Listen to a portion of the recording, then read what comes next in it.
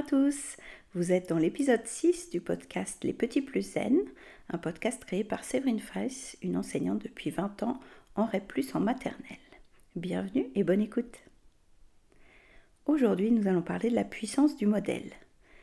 Donc, en observant les enfants, les élèves, en regardant leur mode d'imitation, leur mode d'attention et de curiosité, on se rend très vite compte qu'ils procèdent par imitation du monde qui les entoure. Donc ça peut être les élèves de la classe, ça peut être l'entourage proche, la famille, et puis le cercle un peu plus ouvert, l'association, les cousins, les cousines ou les éducateurs, les enseignants.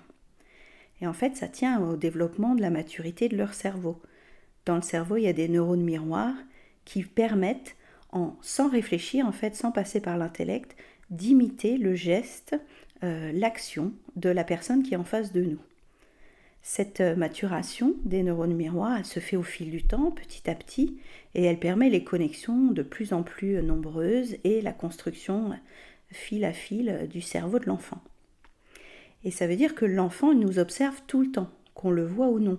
Il nous observe, il essaye de comprendre pourquoi on fait ça, pourquoi on dit ça, comment on réagit, pourquoi on réagit. Toute cette machine, elle se fait à l'intérieur du quotidien de l'enfant, parfois sans qu'on en soit conscient d'ailleurs. Et toute cette base de données, elle va être traitée plus ou moins facilement et plus ou moins consciemment. Il s'inspire d'autant plus qu'il a confiance dans les personnes autour de lui. C'est-à-dire que ce lien qu'il va créer, cette connexion qu'il va créer, ça peut être la nourrice, ça peut être le parent, ça va être une option supplémentaire, une référence, un peu comme un mentor, et les personnes dont il est le plus proche, il va avoir envie, consciemment ou pas, de s'en inspirer et de les imiter encore plus. Et c'est là où je parle de la puissance du modèle, puisque qu'on le veuille ou non, l'enfant va nous imiter. Donc à nous de voir qu'on est investi de cette mission et qu'on va être en quelque sorte, quand on en prend conscience, dans cette incarnation de ce qu'on veut transmettre comme valeur et comme comportement, comme parole et comme attitude. Quand on est la figure d'attachement de cet enfant-là, ça va le guider, bien sûr, on va lui expliquer le monde, on va lui parler, lui montrer. Tout ça, c'est les comportements conscients, attentifs, ce qu'on va faire spontanément. Ça va l'aider à être sécure, ça va lui montrer notre façon de faire, comment on agit, pourquoi, nos décisions. Ça va lui montrer aussi notre façon de gérer l'erreur, notre façon de gérer les échecs. Et en fonction de l'âge, on pourra lui expliquer un peu plus profondément pourquoi, à quel lien ça renvoie sur notre passé éventuellement. Ces connaissances-là, ça peut aussi développer plus tard son esprit critique. En comprenant mieux pourquoi on fait ce choix-là, il comprendra lui-même quel choix s'offre à lui plus tard quand il aura ces choix importants à faire dans sa vie. Et quand on le connaît, quand on l'observe en fait, cet enfant, que ce soit le nôtre ou un élève, on peut aussi s'ajuster à ce qu'on comprend de lui et à ce qu'on voit de lui. C'est-à-dire que la place de l'adulte devient très importante comme pilier d'identification. Juste en l'observant, en l'écoutant, sans forcément parler, on parlait de ça dans l'épisode 2, de se mettre à sa hauteur. Donc sans lui parler spécifiquement, on peut utiliser l'écoute qu'on a de lui et l'observation qu'on a de lui dans ce qu'il connaît, dans ce qu'il veut, dans ce qu'il a besoin, et sans lui dire vraiment ce qu'on veut qu'il apprenne, il suffit juste d'agir et de vivre à côté de lui, et par ces fameux neurones miroirs, il va pouvoir s'en inspirer. Ça veut dire aussi que pour garder notre rayonnement, pour l'inspirer, on doit avoir une intention positive, on doit avoir une intention vers le progrès. Il ne s'agit pas de l'inspirer pour le manipuler, il ne s'agit pas de l'inspirer pour qu'il fasse des choix qui nous arrangent nous. L'idée, c'est de faire ce modèle, mais surtout d'être ce modèle.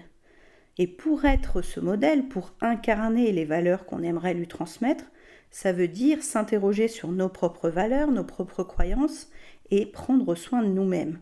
Être complètement aligné, on parle de congruence souvent, entre nos pensées, nos actes, nos actions, nos intérêts intérieurs, tout ce qui est en nous, tout ce qui a fait notre chemin tous nos événements passés, notre résilience et tout ça à être en empathie avec notre vécu pour pouvoir, à l'instant présent, incarner ce qu'on veut pour nos élèves, nos enfants ou l'entourage proche. Ça demande un grand équilibre, c'est très compliqué, mais c'est une des solutions simples pour servir de support et de modèle stable. Quand nous-mêmes nous sommes fiables et alignés, l'enfant peut s'appuyer sur notre expérience et pourra aussi venir plus tard nous demander conseil en parlant, en verbalisant et sentir qu'il est une porte, une voie, qu'on sera un jour son parachute éventuellement et qu'on sera aussi là pour l'écouter puisque quand il était petit, on était là pour l'écouter. Toutes ces questions, bien sûr, vous êtes d'accord avec la plupart de ces principes-là, mais comment on va mettre ça en place pour incarner, pour inspirer les enfants et les élèves? Donc on a mis cette toute petite piste de prendre soin de nous-mêmes déjà, puisque par le modèle, plus on prend soin de nos besoins et de nos envies, plus l'enfant se rend compte que c'est important dans la vie de prendre soin de nos besoins et de nos envies. Il y aura un épisode sur les besoins de l'enfant et sur les émotions aussi, mais c'est quelque chose que vous avez déjà entendu dans d'autres épisodes, l'idée de prendre soin des besoins, aussi bien de l'adulte que de l'enfant, pour donner un temps de qualité avec lui. Je vous en parle souvent de ce temps de qualité, c'est la méthode que j'ai mis au point, c'est la méthode dont je vais m'inspirer pour mettre en place ma formation. Et ce dossier en fait du temps de qualité, ça devient naturel à partir du moment où on est en pleine présence et nous, on est en pleine conscience de notre vécu. Sans masque, sans superficialité, en étant complètement là, à son niveau, pour lui, avec du temps présent et avec une intention de partager ce temps avec lui. Peut-être que vous aussi, vous vous souvenez d'une personne qui a compté comme ça dans votre vie. Ça peut être un animateur sportif, peut-être un prof d'anglais, peut-être un collègue de travail qui avait vraiment une manière révolutionnaire de mener son projet qui vous a inspiré. Ça peut être quelqu'un de votre famille, une grand-mère, un mentor, une référence sportive peut-être, quelqu'un que vous avez apprécié pour ses valeurs, pour l'intention qu'il transmettait. Ça peut être bien sûr aussi spirituel, ça peut être religieux, mais on a, je crois, tous des personnes qui nous ont inspirés sur nos chemins de vie, qui nous ont poussés à développer tel ou tel angle dans une association, dans un art, dans un sport ou dans notre travail. Et ces personnes, qu'on peut appeler aussi des expanders, ils ont compté pour formater un petit peu l'image de celui qu'on allait devenir. Et comme ça a marché pour nous en tant qu'adultes, c'est quelque chose qui évidemment marche aussi pour les enfants. D'ailleurs, vous voyez souvent que les enfants sont plus attachés à quelqu'un, par exemple à la crèche. S'il y a 4 éducatrices, votre enfant est sûrement attiré par l'une d'entre elles, parce qu'il a créé ce lien d'attachement. Peut-être que cette personne-là réverbère vers lui des valeurs qui le touchent, ou a une façon de lui parler ou de le regarder qui est différente. Vous pourrez essayer d'observer ça dans votre entourage, ça peut être aussi le cas dans votre famille. Peut-être qu'il y a une tata qui attire à elle les enfants dans sa manière d'être, dans sa manière de parler. Peut-être qu'elle se met à leur hauteur, comme on en parlait dans l'épisode 2. Peut-être que sa façon de parler, de communiquer, est explicite, avec des énoncés positifs. Donc toutes ces petites pistes que vous retrouvez dans les autres épisodes, c'est aussi une manière d'incarner le changement qu'on veut dans ce monde. C'est une manière d'incarner les valeurs qu'on veut transmettre à nos enfants. Donc rien n'est simple, je vous le dis à chaque épisode. Et je vais faire un petit point du coup sur le fait qu'on ne va pas non plus incarner tout ça pour qu'il soit une copie de nous-mêmes. Il n'est pas question que l'enfant comprenne absolument tout notre chemin et tout ça. Mais le fait qu'il soit dans la même pièce que nous, qu'il nous observe, vous savez, quand l'enfant croise les jambes parce que le papa croise les jambes, quand l'enfant se gratte le nez parce que la tata se gratte le nez, c'est vraiment tous ces neurones miroirs, qui sont à l'œuvre et qu'il fait plus ou moins consciemment. De la même façon, quand on donne des gros jurons au téléphone ou en voiture, l'enfant va le répéter. L'enfant voit son parent s'énerver dans la file d'attente de la poste, il se dit « Ah bah oui, donc je peux m'énerver aussi ». c'est un peu pour le meilleur et pour le pire. Ça veut dire qu'on va servir de support d'identification et de modèle dans nos bons côtés et dans nos moins bons côtés. Malheureusement, hein, mais c'est normal quand même, tout le monde, enfin personne n'est parfait. Donc je voulais ajouter aussi ce petit point, vous connaissez sûrement l'effet Pygmalion. On en avait parlé beaucoup entre nous dans l'école. C'est cette idée que le professeur, quand on lui dit tu vas avoir une excellente classe, ce sont des élèves brillants, tu vas voir, ça roule, ils sont hyper compétents. Quand on dit ça au professeur, du coup, il va présenter son cours, son contenu, il va avoir un comportement qui présuppose en fait le potentiel des élèves, qui présuppose qu'ils ont une qualité de progression énorme et il va y croire aussi bien lui-même en tant qu'enseignant, mais il va aussi projeter ça sur ses élèves. Et du coup, les élèves qui reçoivent cet effet Pygmalion se disent « Ah, mais on croit en nous, on a de la valeur, on compte, on est capable. » Et ils vont donner encore eux-mêmes le meilleur d'eux, avoir des résultats excellents, alors que le professeur à qui on va dire « Ah, tu sais, dans ta classe, là, il y a tout un tas d'élèves, ils savent pas, ils n'ont pas les bases, tu vas galérer et ça va être très compliqué, je ne sais pas si tu vas t'en sortir. » L'intention va être différente. Le professeur va peut-être avoir moins d'exigences, moins de compétences, moins de projets et les enfants vont répercuter, les élèves vont répercuter en se disant bon bah il a même pas la foi, il est là à contre-cœur, il croit pas en nous. Quelle motivation peuvent-ils trouver avec un adulte qui en face d'eux ne croit pas en eux? On parle aussi dans le milieu enseignant du principe d'éducabilité, que chaque enfant, d'où qu'il parte, d'où qu'il vienne, quelles que soient ses conditions de vie et de départ, dans sa vie sociale, dans sa vie familiale, peut progresser sur lui-même. Quoi qu'il arrive, il va progresser peut-être à sa vitesse, à son rythme, avec une année de retard peut-être, et encore, tout peut se rattraper. Et ce principe d'éducabilité, il est aussi important chez le jeune enfant que chez le collégien. Plus on projette sur l'enfant qu'il est capable de réussir, qu'il a des potentiels, qu'il a des valeurs, qu'il a des talents, et plus on en fait un enfant confiant, plein d'estime de lui, et qui va pouvoir ensuite mettre en place des actions pour réussir et pour voir tous ses projets. Donc cet effet Pygmalion, je le pointe parce que aussi bien en classe qu'à la maison, ça va être notre intention qui va compter. Ça veut dire que sans parler, notre intention va faire une partie du travail. C'est pas finalement l'action qui va montrer le projet qu'on va mettre en place, mais juste en étant en présence, en mettant une intention positive, une envie de connecter, une envie de partager qui va être bien plus forte que les mots et les gestes. Rien que cette intention va permettre à l'enfant de se dire « mais j'ai envie d'être comme lui, je le respecte, il m'attire, sa puissance est forte, j'ai envie d'avoir la même force que lui, j'ai envie d'être aussi sûr de moi que lui. » Donc c'est une puissance qui est vraiment très très importante et j'ai remarqué même qu'avec les élèves, cette force d'identification, elle rayonnait d'une année sur l'autre avec des personnes complètement différentes. Ça veut dire qu'un élève va pouvoir trouver des figures d'attachement tout au long de sa scolarité et se dire, bon, avec cette personne-là, j'accroche moins, mais avec cette personne-là, beaucoup.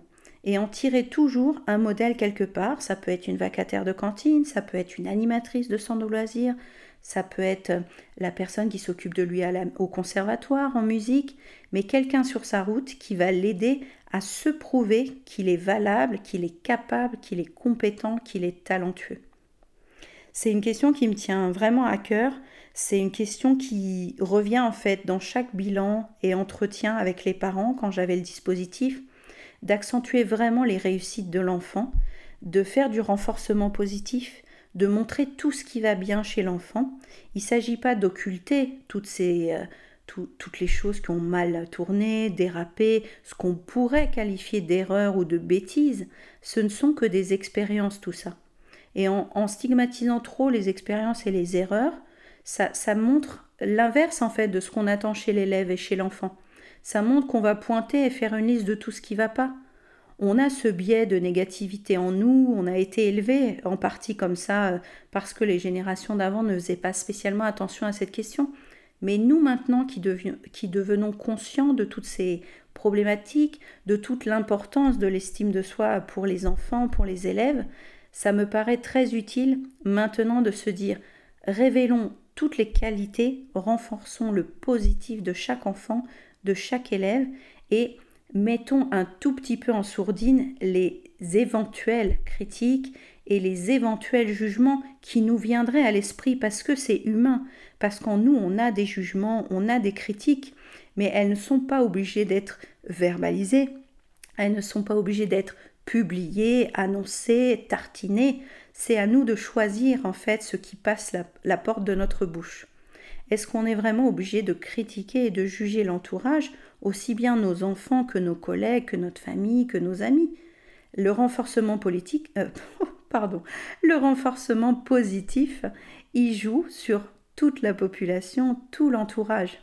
Et je pense que vous avez vécu sûrement des expériences autour de vous avec des gens dans lesquels vous ressentiez une bienveillance, des communautés dans lesquelles vous sentiez que vous étiez plus à l'aise parce qu'il y avait moins de jugement, moins de critiques et beaucoup plus d'accompagnement en silence aussi. Juste, on en revient à ce temps de présence, à ce temps de qualité qu'on installe avec les gens et qui permet de s'autoriser à voir où on en est. C'est vraiment un cadeau de se dire je prends ce temps avec toi sans vouloir te convaincre, sans vouloir te manipuler, mais juste en étant là. Et si tu veux me poser des questions, si tu veux m'aider, si tu veux qu'on avance sur un sujet ensemble, on peut le faire, mais rien n'est obligatoire. Rien n'est précis dans le temps. On peut faire ça maintenant, on peut faire ça plus tard. Ce temps de qualité, ce temps d'écoute, ce temps de présence, c'est vraiment central dans mon idée de l'éducation et de l'humanité. Tous ces talents qu'on va avoir chez l'enfant, en plus, ce sera plus tard des leviers de puissance pour lui, pour progresser. Une fois qu'on les aura révélés avec lui, ou qu'il s'en sera rendu compte tout seul grâce à notre présence et à notre écoute, il pourra après mettre en lumière toutes ses qualités et avancer sur ses choix de vie, professionnels, associatifs, familiaux et tout ça. Donc je vais vous inviter, vous, à éventuellement faire une petite liste des personnes qui vous ont inspiré. C'est un exercice qu'on fait souvent en développement personnel et en coaching, de voir les personnes qui ont marqué votre vie. Pourquoi ils vous ont inspiré? Est-ce que ce sont leur parcours professionnel, leur parcours familial, peut-être leurs valeurs, peut-être leur force de citation, peut-être des grandes figures historiques, peut-être des artistes. Suivant le métier et votre vie, vous avez sûrement des figures d'identification très différentes. Et dans un deuxième temps, de voir quel modèle vous voulez être pour vos élèves, pour les enfants dont vous vous occupez, pour vos propres enfants ou vos petits-enfants ou vos neveux et nièces si vous n'avez pas encore d'enfants. Mais quelle image peuvent avoir de nous les autres à notre contact? Est-ce qu'on a ce petit recul de dire oui, comment est-ce qu'on me voit de l'extérieur? Donc c'est pas pour changer forcément notre comportement puisqu'on a choisi d'être comme ça à ce moment-là, mais pour se dire tiens, avec le recul, avec cette idée du phare dont je vous parle souvent sur le site aussi avec l'autotest sur la parentalité, de se dire je prends un petit peu de recul et je me dis comment mes enfants me voient? Est-ce que quand je pique une crise parce que le bol s'est renversé par terre et qu'il y a des céréales partout, est-ce que c'est vraiment le modèle que j'ai envie de donner à mes enfants, qu'on a besoin de se mettre à hurler à cause d'un bol de céréales, même s'il y a des moments où on n'arrive pas à faire autrement, hein. Mais est-ce que c'est le modèle que j'ai envie d'avoir? Donc en aucun cas c'est là pour nous culpabiliser ou pour nous dire qu'on aurait pu mieux faire. C'est juste à partir de maintenant, je choisis de voir comment je suis un modèle d'identification pour mon enfant, comment je peux transmettre aux élèves sans parler mes propres valeurs, en étant plus patiente, en étant plus à l'écoute, en étant moins dans le jugement, moins dans le conflit, par petites touches. Une fois de plus, hein, je vous dis souvent ça, comme quand on parlait de l'épisode sur la légèreté, ça va se jouer par petites touches. On ne va pas révolutionner toute notre façon de pratiquer, d'enseigner ou d'être un parent en une seule fois, mais par petites touches, essayez de voir si vous pouvez être plus aligné avec les valeurs internes que vous voulez transmettre à ces enfants qui sont le futur. Voilà, je vais m'arrêter aujourd'hui sur ce point. Vous pouvez me retrouver sur Clubhouse. On a eu une très belle room hier. Donc hier, on était le lundi de Pentecôte sur l'estime de soi. On a parlé un petit peu de toutes ces actions-là. Donc retrouvez-moi sur Clubhouse dans le club Les Petits Plus Zen ou sur Instagram, Twitter, Facebook, YouTube ou sur le site lppzen.com. Et j'ai hâte de partager avec vous toutes vos expériences et que vous me disiez en commentaire éventuellement quels sont vos modèles, quels sont vos mentors et en quoi vous vous êtes identifié à eux pour grandir et pour en être là où vous êtes maintenant. Merci à tous, je vous souhaite une très bonne continuation.